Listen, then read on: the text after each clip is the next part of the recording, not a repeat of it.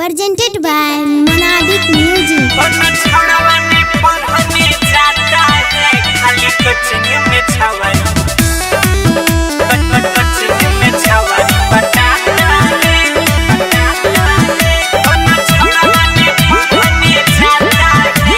Music by Shubham सब देखने में लफुआ लफंगा है, लेता बिना बात का पंगा है।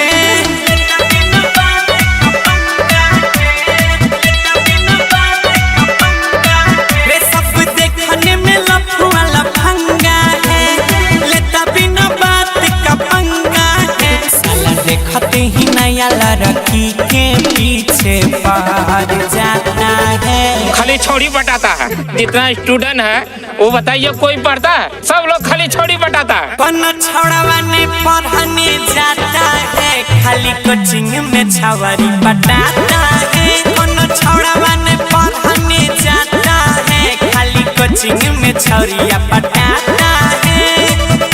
Sai Recording Studio, Delhi. Coaching में छावरी बटाता है। पन्ना छौड़ावाने पढ़ने जाता है।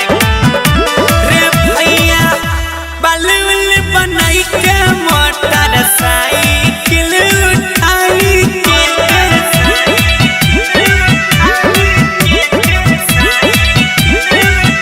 रे भैया बालूल बनाई के मोटर साइकिल उठाई के।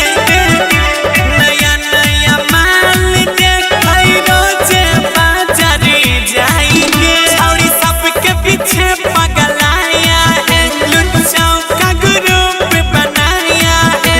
गलती करके अपने में सब कोई मार फंसाता है।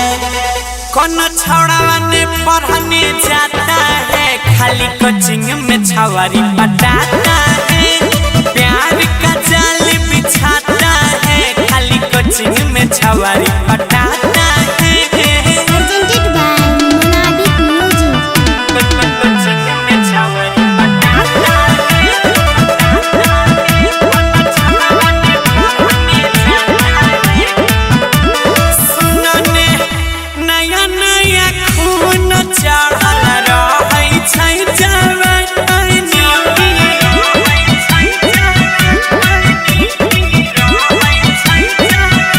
कि कहियो नया नया खून चढ़ल रहै छै जवानी। दम नहीं धरै छै जब तक छुपि जाइ नहीं पानी। सुनो सनी गौरव कहता है, लड़की के फेरा में जो रहता है। गुडुलत ये गलत है, आगे चल के वो पछताता है। मल्लिक राकेश न पढ़ने जाता है, खाली कोचिंग में छवारी पटाता है। हनी बीनू ने पढ़ने